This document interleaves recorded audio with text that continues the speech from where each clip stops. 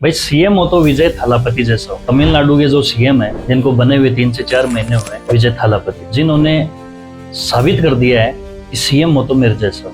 मैं ऐसा क्यों बोल रहा हूँ, कुछ निर्णय मैं आपको बताता हूँ जो विजय थालापति ने लिए हैं, जो ये साबित करते हैं कि एक सीएम संवेदनशील भी हो सकता है और एक सीएम किस प्रकार से पॉजिटिव सोच के साथ आगे बढ़े, किस प्रकार से समाज में और एक राज्य में परिवर्तन ला सकता है। और अगर इसी तरीके से चलता रहा तो आने वाले समय में तमिलनाडु की जो विजय थालापति सीएम है, ये सभी राज्यों के लिए एक केस स्टडी बनेगी। देखो मैं आपको इनके निर्णय बताता हूँ। सबसे पहला निर्णय कि जो भी सरूर में जो इनकी रैली हुई थी, रैली के दौरान जो भगदड़ मची थी उसमें टोटल 41 लोग मारे गए। 41 लोग मारे जाने के बाद वो गलती थी प्रशासन की, क्योंकि वहां पर रैली होनी थी, रैली में भीड़ आई और इनको अवगत नहीं कराया गया, क्योंकि रैली को कैंसिल भी किया जा सकता था। और इसी को लेकर विजय थालापति ने अभी पुलिस पर भी सवाल उठाए कि उस रैली पे अगर उस रैली को रोका जाता तो उसमें इतने लोग मारे नहीं जाते। तो जो लोग उस हिंसा में मारे गए थे उन सभी लोगों को वहीं पर पहुंचकर सभी को सरकारी नौकरी का नियुक्ति पत्र दिया। और नियुक्ति पत्र देते वक्त जो आपके वीडियो में मैं अभी लिंक दूंगा, इसमें नीचे डाल रहा हूँ, वीडियो में आप देखोगे कि जब वो नियुक्ति पत्र दे रहे हैं विजय थालापति तो खुद इमोशनल हो रहे हैं। मतलब अटैचमेंट देखो आप बंदे का, कि बंदे ने अपनी रैली में जो लोग आहत हुए, जो इनकी डेथ हो गई, उनके परिवारों को अनुकंपा में नौकरी दी है, सरकारी नौकरी दी है। और जो नियुक्ति पत्र बांटे, नियुक्ति पत्र बांटते समय आप उनका जो एक बॉडी लैंग्वेज देखोगे विजय थालापति का, वो इस प्रकार की है जैसे वो एज ए पेरेंट्स बिहेव कर रहा है जो 41 फैमिलीज। तो ये कहीं ना कहीं साबित करता है कि एक संवेदनशील नेता भी और एक दिल का अच्छा आदमी भी नेता बन सकता है और सीएम बन सकता है। और इसी प्रकार से कार्य करते रहे तो आगे भी और अच्छे कार्य। इसके अलावा सेकंड कार्य, 717 से अधिक शराब दुकानें बंद करा दी है जो स्कूल एंड मंदिर एंड मस्जिद के नजदीक। 200 यूनिट बिजली फ्री कर दी। 3 नंबर पे महिला सुरक्षा के लिए सिक्योरिटी टास्क फोर्स का गठन कर दिया गया।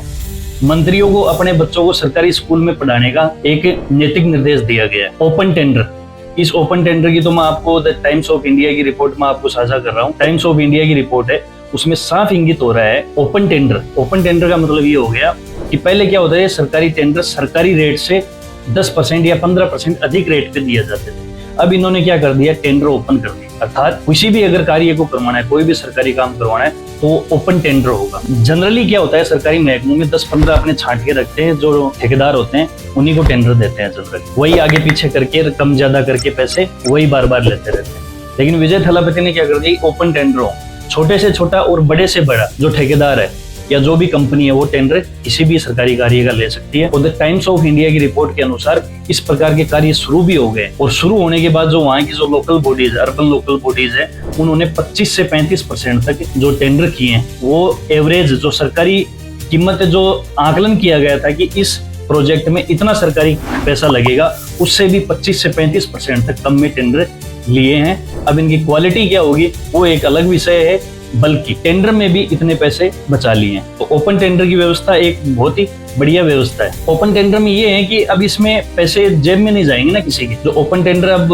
आप सोचो ये इतना सस्ता क्यों हो गया, तो सस्ता होने का कारण है कि पहले मंत्रियों के जो अधिकारियों के उनके जेब में जाते थे। अब ओपन टेंडर है, अपना टेंडर भरो, काम करो और पैसा लो, जाओ। दूसरी चीज, इन्होंने चुनाव से पहले घोषणा करी थी कि मैं जब आऊंगा तो राज्य की जो आर्थिक हालत है उसको सार्वजनिक करूंगा। तो इन्होंने जो राज्य का कर्जा है उसको सार्वजनिक किया है कि कितना राज्य पे कर्जा है और किस प्रकार की स्थिति है, उसको सार्वजनिक किया, जो कि एक बहुत बड़ा निर्णय है। नेक्स्ट डिसीजन क्या है जो इम्पोर्टेंट देखना, आप सभी बसों में आप जहां भी देखोगे रोडवेज बस पे पोस्टर लगे हुए हैं, जहां भी जाओ आप, पेट्रोल पंप, जो भी सरकारी संपत्ति है उस पर सरकारों के पोस्टर चिपका देते हैं।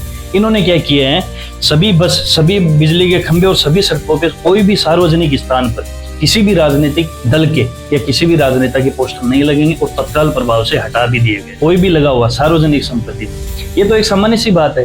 बसों का इतना बेड़ा गर्क मिलता है आपको, हर बस पे पोस्टर चिपके रहते हैं। सरकार आने के बाद अगर और कुछ हो ना हो, सरकारी रोडवेज पे उनके पोस्टर जरूर चिपक जाते हैं, खंभों पे उनके पोस्टर जरूर चिपक जाते हैं, पेट्रोल पंप पे उनके पोस्टर जरूर चिपक जाते हैं। सरकारी बसों की आप हालत देखो, उन पोस्टरों की वजह से इतनी खराब मिलती है कि शर्म आती है यार, ये सरकारी बस है। तो ये एक देखो कितना बढ़िया डिसीजन लिया है। इसके बाद में सरूर की घटना का मैंने आपको बता दिया, राज्य की स्थिति सार्वजनिक कर दी। 2-3 दिन पहले मीडिया में खबरें आई हैं, ये जो है प्रत्येक परिवार में एक व्यक्ति को नौकरी देने के भी विचार कर रहे हैं। अगर ऐसा होता है और इस प्रकार के कार्य किए जाते हैं तो ये एक जो केस स्टडी बनेगी तमिलनाडु के सीएम की, जो लोग बोल रहे थे नेता से क्या राजनेता बनेगा, क्या सीएम बनेगा, लेकिन मेरे को ऐसा लगता है व्यक्तिगत रूप से कि ये आदमी बहुत अच्छा स्टेट चलाएगा, क्योंकि ये स्टेट दिल से चलाएगा। ये स्टेट राजनीति से नहीं चलाएगा, जो दिल से चलाएगा वो अच्छा ही चलाएगा और अच्छे लोगों के लिए और सभी जो तमिलनाडु के निवासी हैं उनके लिए अच्छा ही कार्य करेगा। आने वाले भविष्य में देखते हैं क्या होता है क्या। थैंक्स।